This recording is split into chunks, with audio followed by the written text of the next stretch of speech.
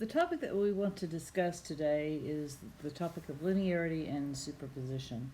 So, linearity and, and superposition.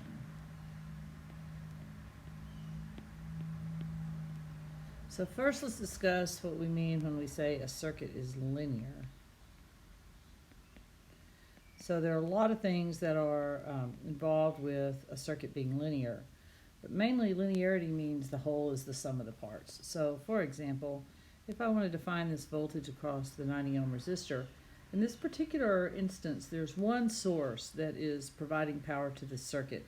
So this 180 volt source is what's responsible, in this example, for all of the currents and voltages in the circuit. One thing that linearity means is if I were to double the value of this source, it would double whatever this voltage is. So that's part of what we mean by being a linear circuit, and it doubles it. It doubles it in a proportional way. There's not any weird algebraic function associated with this. So in circuits, currents and voltages behave linearly as long as your elements are linear. So currents and voltages are linear as long as you have linear elements. What are linear elements? Well,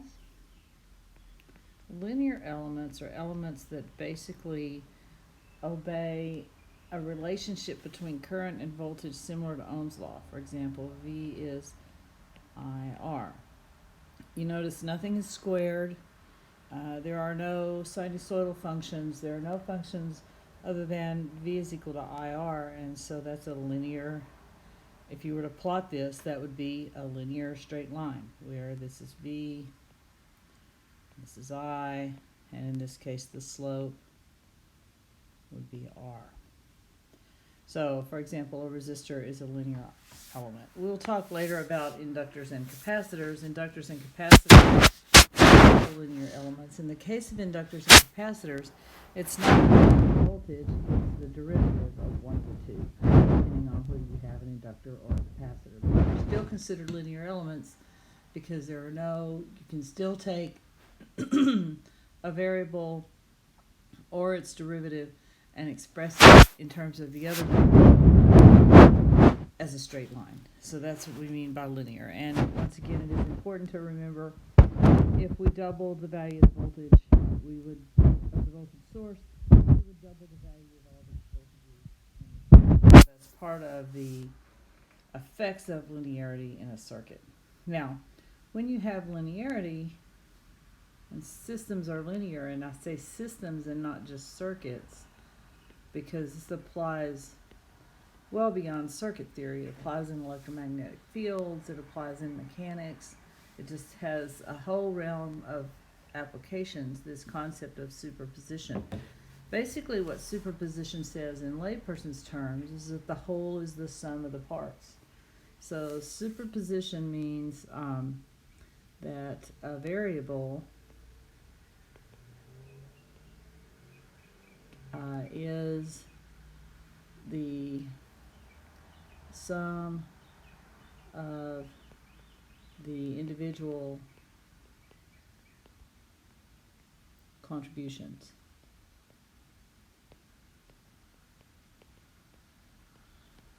So, for example, if you have multiple sources in a circuit,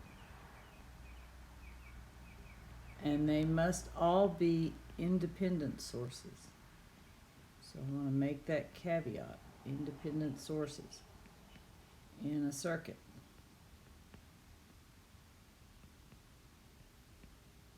You can determine the voltage or the current anywhere. So we'll say A voltage or current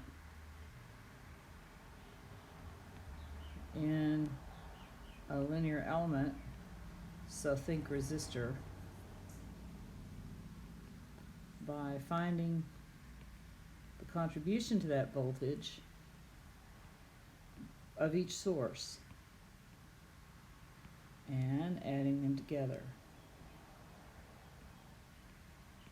So that's what we mean by linear superposition.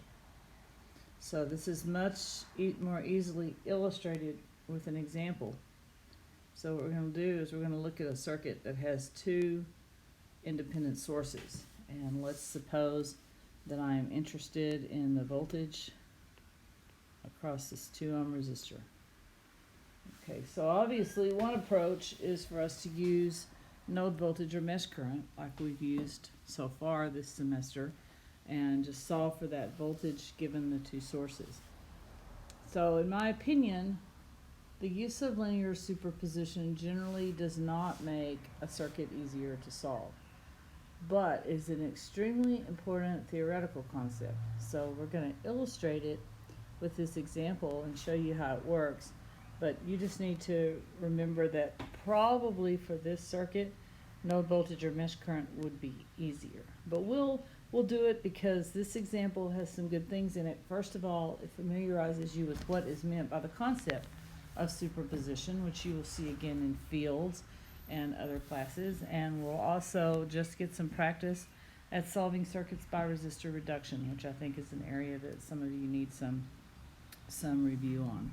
So first of all, what you want to do is you want to find this voltage due to the 30 volt source and due to the 16 amp source. And so I'm going to come up here and write up here in the top margin about how to kill or inactivate a source.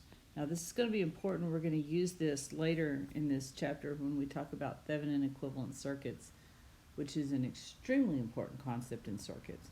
So I want to start working with how to do that now. So what we mean, remember in the superposition method, we want to find that voltage across that 2 ohm resistor, first of all, due to the contribution of the 30 volt source, and then due to the contribution of the 16 amp source, and then we're going to add that together. So how do we do that? Well, what we have to do is we have to turn off, kill, or inactivate the sources where we only have one active at any one time. So the way to do this is to ensure that the current source is completely inactivated. We will replace all current sources. So replace all current sources except obviously if you've got one you're working with. Source is not in the calculation. Actually, let me not say that because basically we're talking generally here. So let me say you replace a current source with an open circuit. With an open circuit.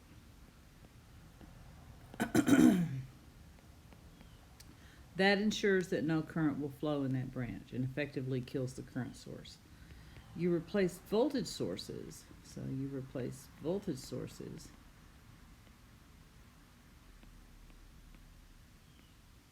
by replacing it, say, with a short circuit.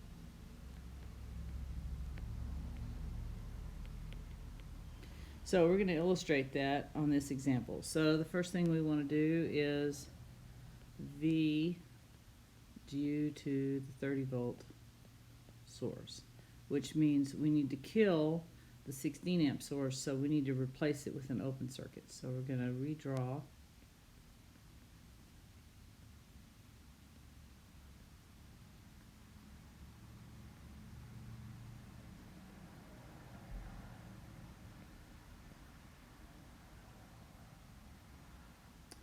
so here's our 8,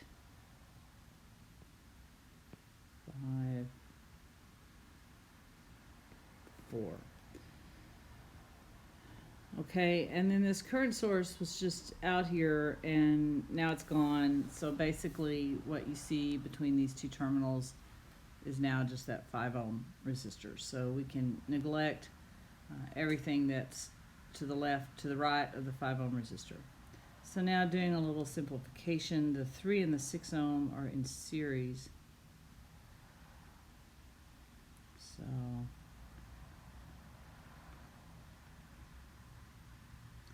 I'll combine that to be 9. And now these three, the 4, the 5, and the 8, are also in series. So I'll combine that to get 17.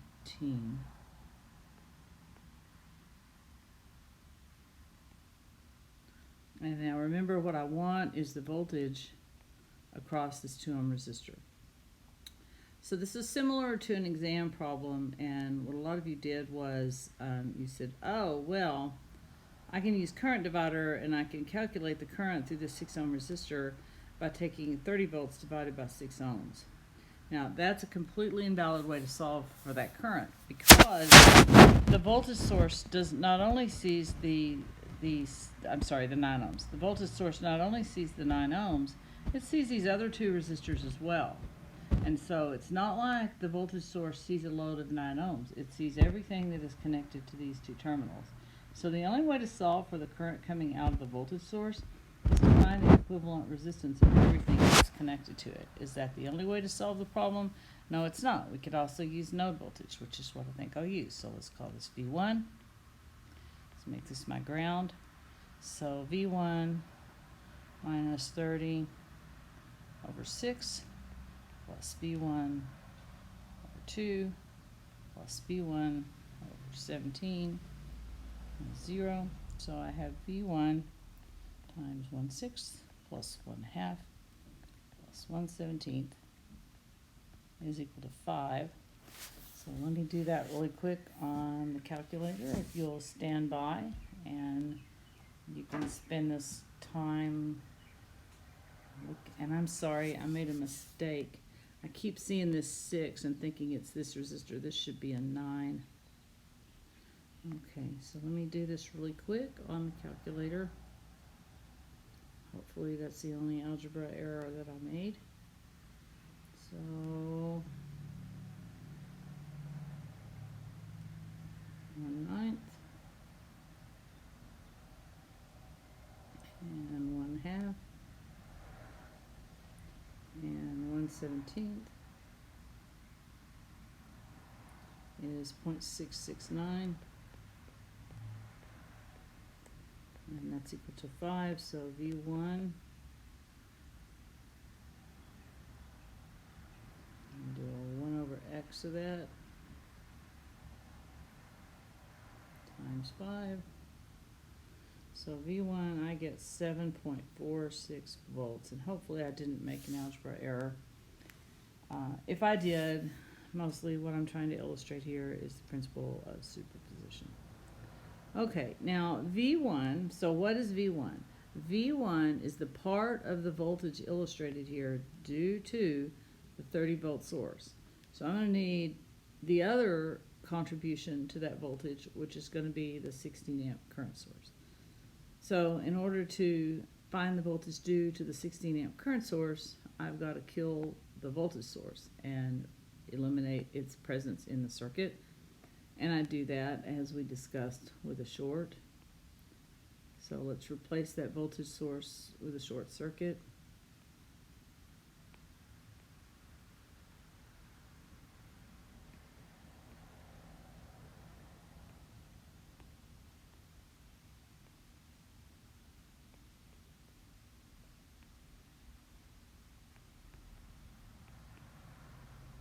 Okay, so now let me check to see.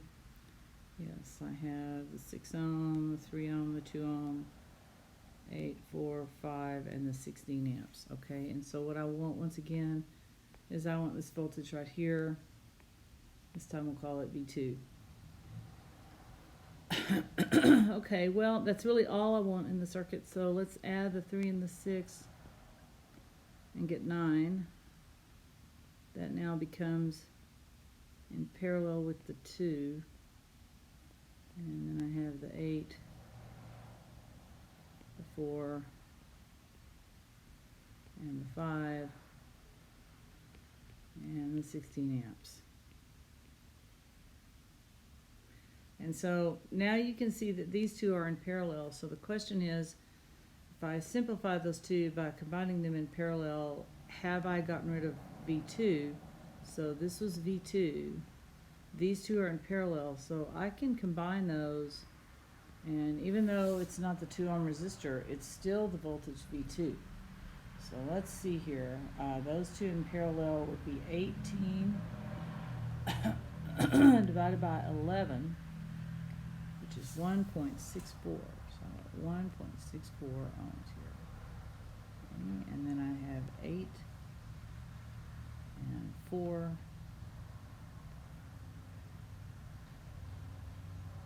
and 5 and 16 amps, and V2 is right here. Okay, well, a number of ways to go about this. I want to just go ahead and do current divider. So to do current divider, we're going to have to combine these 3 resistors into a single resistor. When I do that, I'm going to eliminate V2. So I'm going to have to find the current and then work backwards to take that current and multiply by 1.64 ohms to get V2. But that's not going to be hard. Okay, so adding together the 8, the 1.64, and the 4, which are all in series, I get 13.64 ohms here, 5 ohms here, 16 amps here. That current is going to divide here and here. And so what I want is this current, I. So I, using current divider, is the resistor we don't want the current through, over the sum, times 16. So let me do that real quick.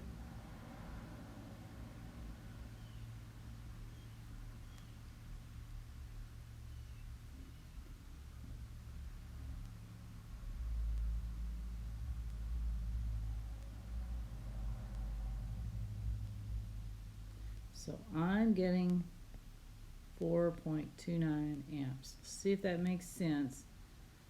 The bigger current will go through the smaller resistor, and so 4.29 amps is the smaller current. It's going through the bigger resistor. Assuming no calculator or algebra error, that should be okay. Now I got to get that back to the voltage that I want. So I have 4 amps here. So that means that if I come back a step, I have 4.29 amps here, and that is going to be the current that goes through that 1.64 ohm resistor. So my V2 is 1.64, this resistor, times 4.29 amps ohms times 1.64. So I get 7.04 volts. So now, so far, we've calculated the contribution due to the voltage source.